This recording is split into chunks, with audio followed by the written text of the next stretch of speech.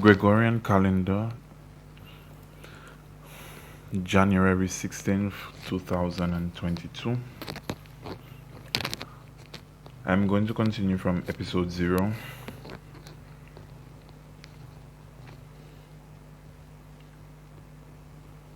Towards the end, I acknowledged that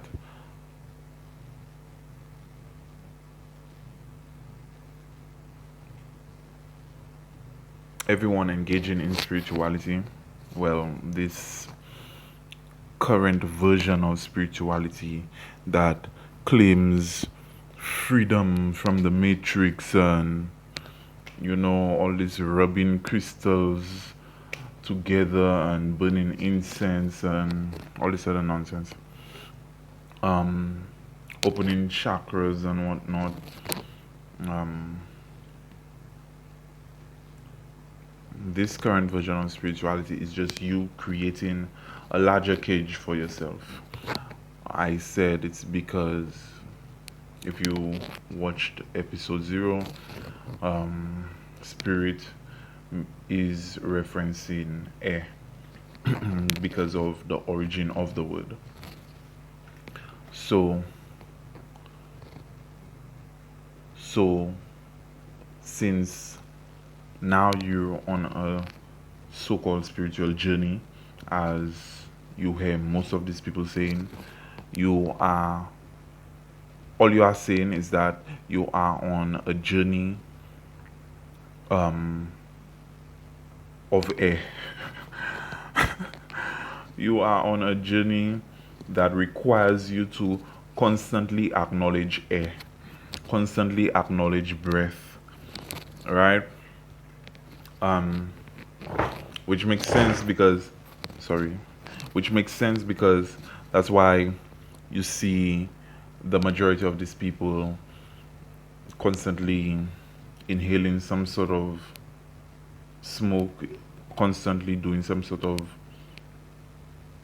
manipulation of their natural way of breathing. They always need to be lightheaded by taking some sort of drug, taking some sort of as I've seen some people say, feel good medicine. Usually it's weed. So yeah, so you're simply putting yourself in a larger cage, and the way the cage ends up being larger is because, again, since you require air, you can impose form onto that, right? Because air is formless, so you can force the air to take whatever form you would like, and we're surrounded by air, so you so since we're surrounded by air, like, you're already you're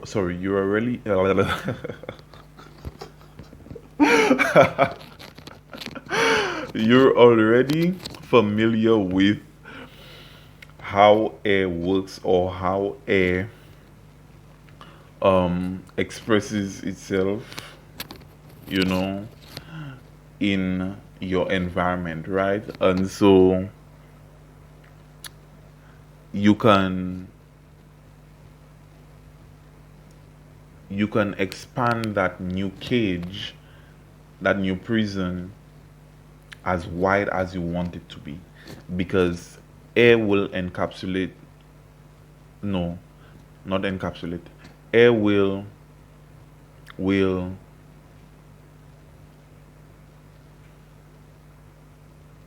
fill up the entire environment, right, that it is placed in. And so that gives you an illusion of freedom, because this new prison is so vast or is so wide that you can now pretend to be free. However, technically you're not pretending, because you're drinking your own Kool-Aid, and the illusion is there to to um, invoke that feeling that comes with being free. So spirituality, or as I call it, spirituality, is just you worshiping air and putting yourself in a larger prison that is made out of air, because you can make the prison be what you want the prison to be. You can make it as wide as you want to think that you are free. The the other thing I want to acknowledge is that this did not recently start, or this did not start with my generation, people born in the 90s. This already started, this was already started with the older generations, anyone born before the 90s, right? Because they were more focused on religion. The 90s and the 2000s is where things were just obviously, straying away from religion. And I'm going to more specifically reference Christianity, because that's the religion I was raised in as a child. So I'm going to speak from that perspective. So in the 90s and the 2000s, and as of recently, the past 2 years, it has been obvious that people are just rejecting religion day in, day out, right? And then they claim freedom through spirituality, being woke and high vibrational and conscious, and all this other nonsense that they call themselves these days. Ugh. But hey, if that's what people want to do, so they now pretend to be free, and usually you see them preaching being free from the matrix. So what I was saying is that it didn't start off like that. It grew into this, right? And the way it started was that you first had to condition the generations before that, before the 90s. You had to condition the generations that came before by utilizing religion, because religion is very rigid. Um, you know, it's very rule based. So you follow rule number one, then you go to rule number two, step by step, you know, um, and you cannot, in religion, you cannot make the rule work for you, if that makes sense. You have to relinquish your own self, your own identity. Usually you'll hear a a Christian or any religious person, to be honest, usually they'll tell you you have to relinquish your own selfishness, because identity, this whole I am, it's a very selfish mentality. And with religion, well, as far as I can see, for Christianity, you will always be taught to be what that deity of that religion tells you to be. So you have to relinquish that selfishness, and therefore be formless, so that that deity can impose the form it desires upon you, or impose the form it requires from you. So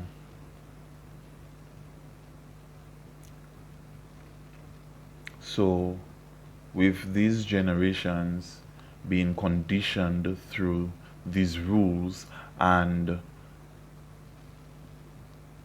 being so restricted from self-expression,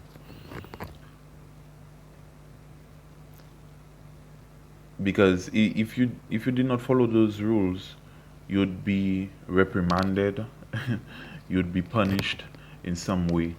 And so that now that has happened for a couple centuries, from what I've seen. That has happened for a couple centuries, and therefore at a certain point in time it now appears to be natural. Doesn't mean it is natural, it just appears to be natural. So now when you come to a generation like the children born in the 90s or after the 90s, now they will automatically have the mentality that they must be formless. Hence why you see them exalting this spirituality so much, this air rituality so much. They have this mentality that they must not have form. Understand me? And this is one of the reasons why I never comprehended all these younger people calling a Christian or the older generations bots. They have a term called bots. I guess it's short for robot. Because I know bots. When I was a child, I know bots from being this program or programs people would create, programmers would create, so that you can cheat a game, cheat one of those MMORPGs, or cheat cheat a game or hack a game. So I knew that's what a bot was, but I see they're using it now as an insult, right?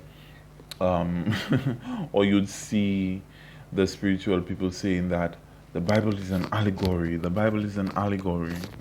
Okay, well, that still doesn't separate you from them, because as long as you are using the word spirit, you are acknowledging air.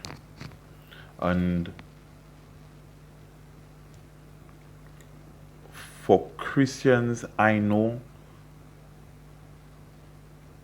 as a Christian, you were taught that the Jehovah deity is a spirit.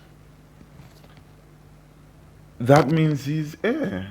This being is air. This being is made out of air, right? Which makes sense because the deity is out there giving the breath of life. you know so that makes sense. Now that is no different from people who want to be on a spiritual journey. So you want to be on an air ritual journey, a journey that requires you to do air rituals, or breathing rituals. But in order to breathe, you require air. So it didn't start off this way. It was a conditioning that was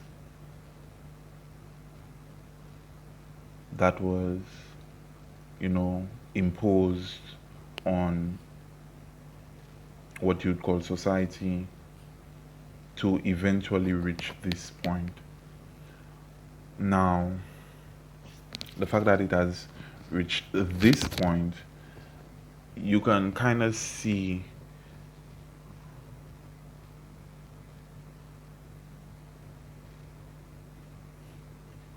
yeah, you can kind of see why there is a need for most people to be formless.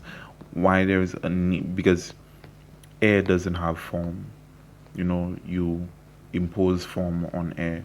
You manipulate air to have the form that you desire. So you can see why a necessity was created for the younger generations to be interested in being free and unbounded, you know. So that way now form can be imposed on them, which would therefore mean it's a lot easier to manipulate or encapsulate this person in something. The clearest example that you'll see now is all this fusing people with technology. You hear people using a lot of computer related terms to describe themselves. One of the most obvious ones you'll hear is you'll hear people saying they got a download. What? What? You got a what? you know You'll see people talking about themselves like they're walking computers, you know and I find that strange because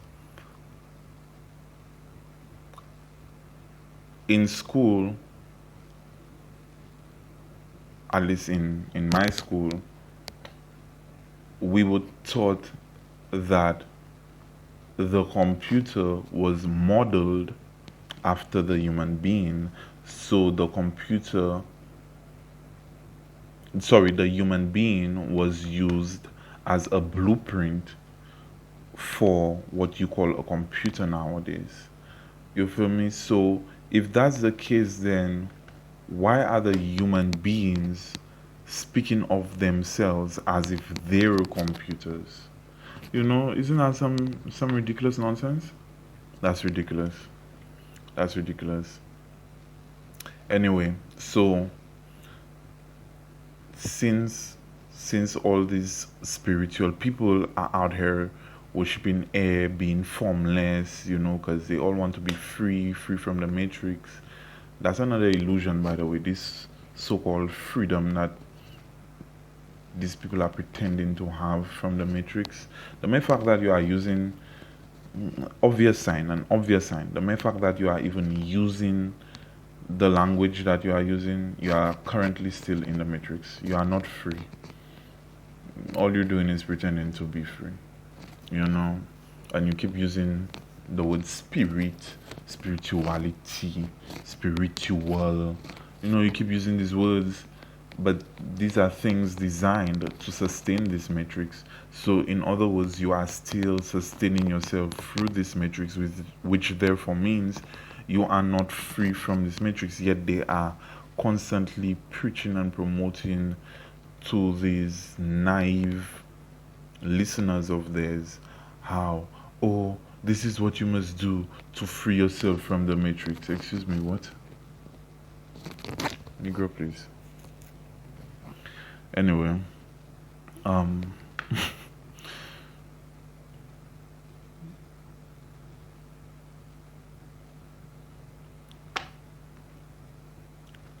yeah, yeah. So, and I said that one of the most obvious goals you can see as to why it was required, why a necessity was created to force the younger generations to want to be formless, one of those goals was that so that way they would be a lot easier to encapsulate. Because now, if you are observing the progress or the development of technology, you will recognize that you keep seeing the promotion of this digital realm, you know, this digital universe, you feel me? And this constant advertising of how you can live in there, you can have identity in there. That's more stupidness, you know, because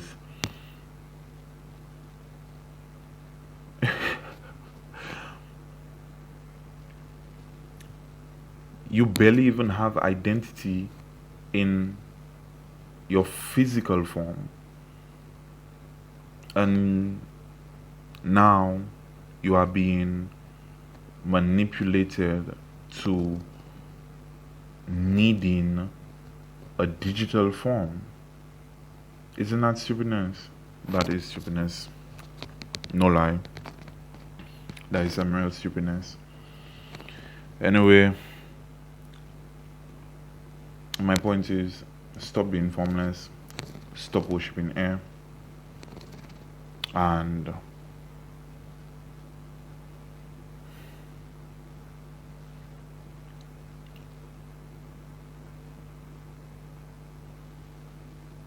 stop pretending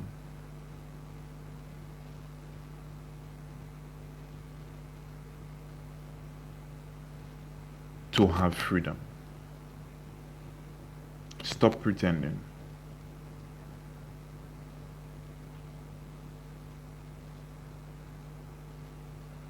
Always acknowledge the totality of the situation or the thing. But yeah, I'll end the video here.